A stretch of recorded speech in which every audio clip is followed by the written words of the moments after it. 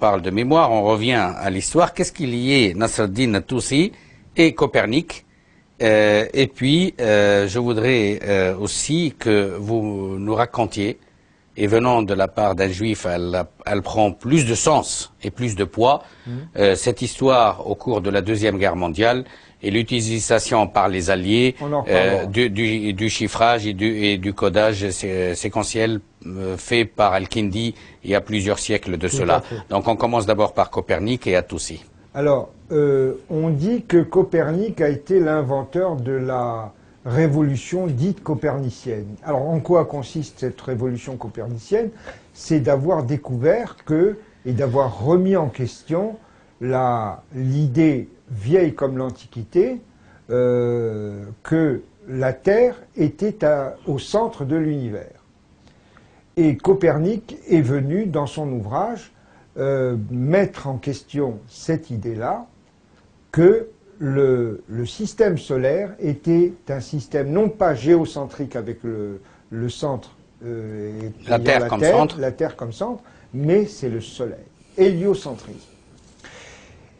Et en fait, Copernic a repris intégralement, quand on examine ses manuscrits et même les copies qui ont suivi, quand on examine son ouvrage, sa publication en 1543, eh bien, il ne fait aucun doute qu'il a pris cette idée-là à Nasir ad-Din Toussi grâce à quelqu'un qui connaissait l'hébreu, le grec, l'arabe, etc. Et qui lui a traduit une vieille copie de l'ouvrage de Nasir ad-Din Toussi, parce que Nasir ad-Din Toussi, qui était un très grand astronome, qui a vécu à l'époque de Hulagu Khan, de la destruction de Bagdad, Hulagu Khan, oui. Hulagu Khan, eh bien, Nasir ad-Din Toussi, qui était un très grand mathématicien, un très grand astronome et un très grand théologien, et il a dit, je remets en question la théorie du géocentrisme émise par Ptolémée, dont tous les astronomes arabo-musulmans, Al-Farghani et tous les autres, ont pris comme base, puisque Ptolémée, déjà dans son ouvrage, donnait le géocentrisme et non pas l'héliocentrisme. Et lui a fait toute sa démonstration en utilisant des figures que Copernic copiera intégralement. Alors si c'est Alif, Ba, Jim, Dal, eh bien l'autre prenait Alpha, Beta, Gamma, Delta, tout simplement. Et il a repris intégralement et la démonstration... Pourtant la fonction copier-coller n'est venue que dans le XXe siècle. Oui, mais là c'est copier-coller, c'est les yeux et la main. Voilà, mais il a eu au moins l'avantage...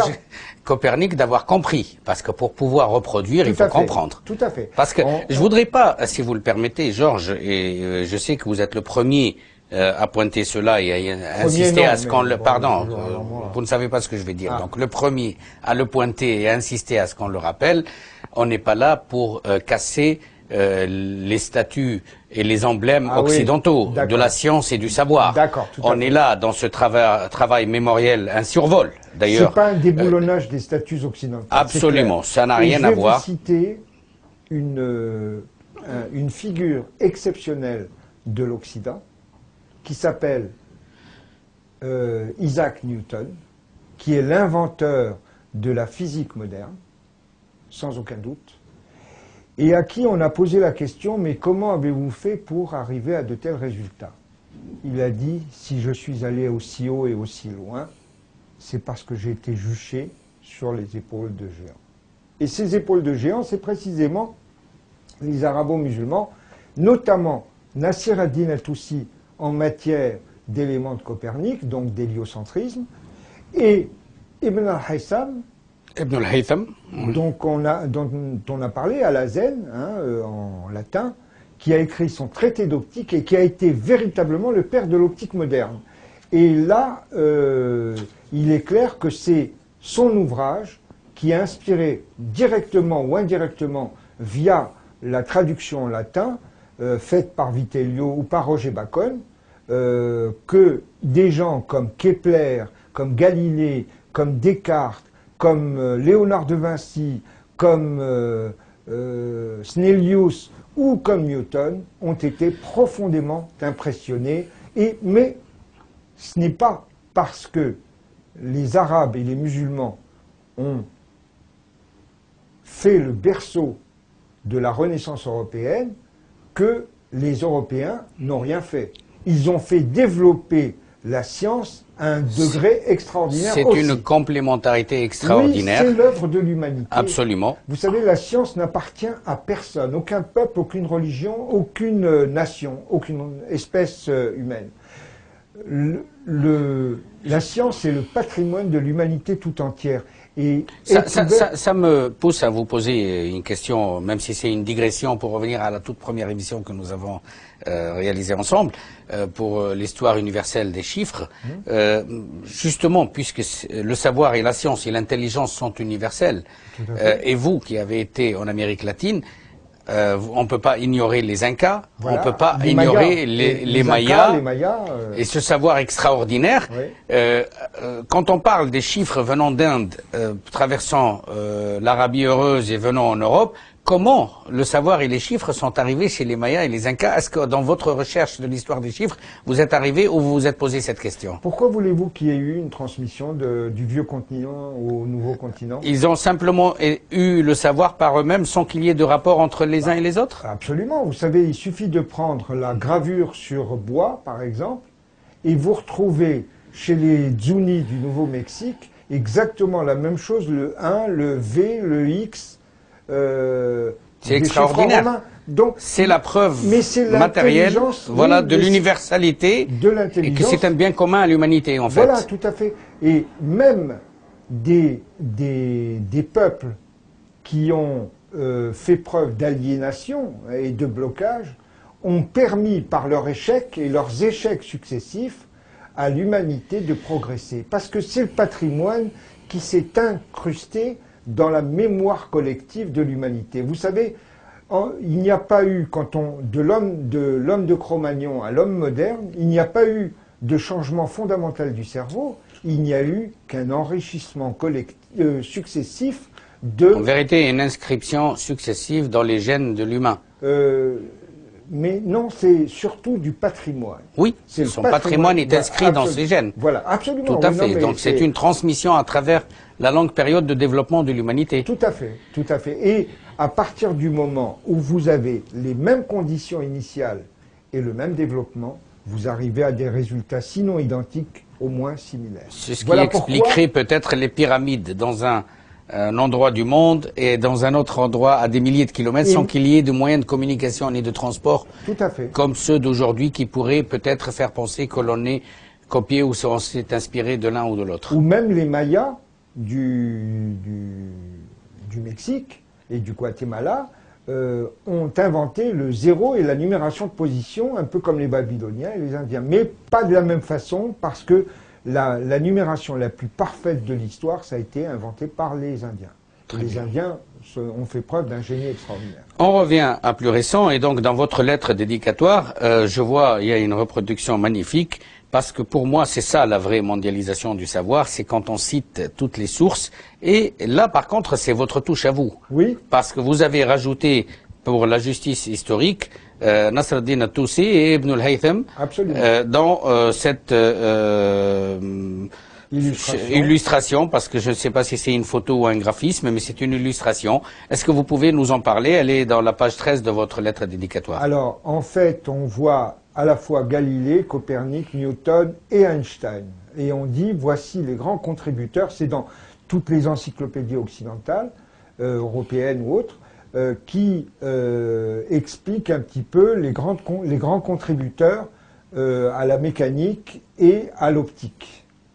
Et en fait, si on oublie Ibn al-Haytham, donc Al-Hazen, et Nasr ad-Din at-Tusi, c'est qu'on a oublié quelque chose. Donc il faut rendre hommage. C'est pas parce que la science est le patrimoine de l'humanité tout entière qu'il faut oublier ceux qui ont fait progresser. Alors une question. Donc il faut rendre, et là je termine, oui, oui. Il faut rendre à César ce qui est à César.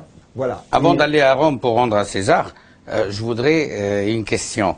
Tout à l'heure, vous parliez, plutôt lors de notre première rencontre, vous parliez de l'honnêteté intellectuelle des savants de l'époque, voilà, qu'ils soient juifs, arabes ou musulmans, mais de langue arabe, parce qu'ils citaient leurs sources et ils avaient un point d'honneur à citer leurs sources.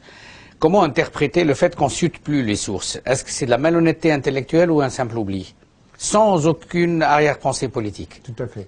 Moi, je crois que je répondrai en disant que celui qui cite ses sources, loin de se dévaluer, se grandit. C'est très important parce que c'est un hommage qu'il faut rendre aux prédécesseurs. On ne part jamais de rien. On ne part jamais de rien.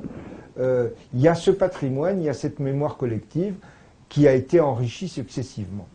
Et je pense que certains ont oublié le devoir de citation de ses sources.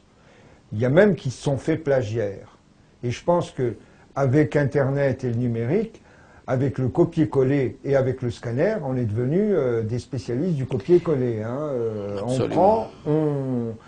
D'ailleurs, de temps en temps, des incidences de ce type défraient la chronique dans les médias. Tout à fait. Et c'est vraiment régulier. Sans citer de nom. Absolument. Nous ne citerons personne. Non. Par contre, moi, je voudrais demander aux scientifiques que vous êtes, avec vos recherches, avec votre travail, avec tout le temps que vous avez consacré, est-ce que vous ne pensez pas qu'il y a une sorte de manquement de la part des instances d'éducation chez nous à ne pas revenir chez nous, vous voulez dire en France. Nous sommes en France. D'accord, ok. L'émission est en France, vous êtes français, nous sommes ici. Donc l'éducation nationale, est-ce que vous pensez qu'elle fait suffisamment pour rappeler l'apport des uns et des autres de l'humanité pour le bien de ses élèves et pour la cohésion nationale elle-même? Alors ça, c'est une lacune. Hein. Et de même, une autre lacune de l'éducation nationale, hein, je ne veux pas faire de polémique, mais une lacune, et j'invite le ministre de l'éducation nationale à me rencontrer, j'aimerais en parler, pour faire une véritable valise pédagogique, une mallette pédagogique à distribuer dans les écoles pour faire prendre conscience de l'importance de ces contributions. Parce que c'est un travail global de l'humanité. Et ça, on ne montre pas ça et on n'a plus de respect pour le travail effectué antérieurement. Et vous voulez même proposer un poster, oui, d'après ce que vous m'avez dit? Absolument. Alors c'est un poster qui pourrait être offert aux différentes écoles, institutions, universités, et qui raconterait un petit peu à tout le monde, comme un instrument pédagogique, mais également comme un musée permanent, à tout le monde, avec un certain nombre de photos, comme vous le voyez là. J'ai rien contre Beyoncé, NTM ou Michael Jackson ou je ne sais quelle autre star, que nos enfants adolescents accrochent les photos au mur, oui, mais ce serait bien aussi d'accrocher un poster pour rappeler de temps en temps à ces mêmes ados et à ces mêmes jeunes l'origine du savoir et la transmission. Absolument. Et certains repères historiques. Parce qu'à côté de la culture incontestable que constitue la musique, y compris le rap, il y a la culture scientifique. Il y a la culture générale. Qui a permis la transmission du rap, parce que si on fabrique des MP3 ou des MP4, c'est par le savoir et par la science. Absolument, c'est aussi la science et la technique. Hein. Donc, tout à fait. Moi, je ne verrais aucun inconvénient à ce qu'il y ait ce poster qui pourrait être distribué dans toutes les langues à travers le monde. Et j'invite l'UNESCO à se joindre à un tel projet pour donner un élément d'éducation et un élément d'instruction extraordinaire, sans détruire un instant le rôle de l'Europe et de l'Occident qui a été considérable, phénoménal. Il y a aussi le rôle de la civilisation arabo-musulmane, ce qui fait que l'Occident n'est pas simplement une culture judéo-chrétienne, c'est judéo-islamo-chrétienne, je le maintiens, et avec les 16 000 documents que j'ai lus, j'ai les preuves, et même, incontestablement. Merci, Georges.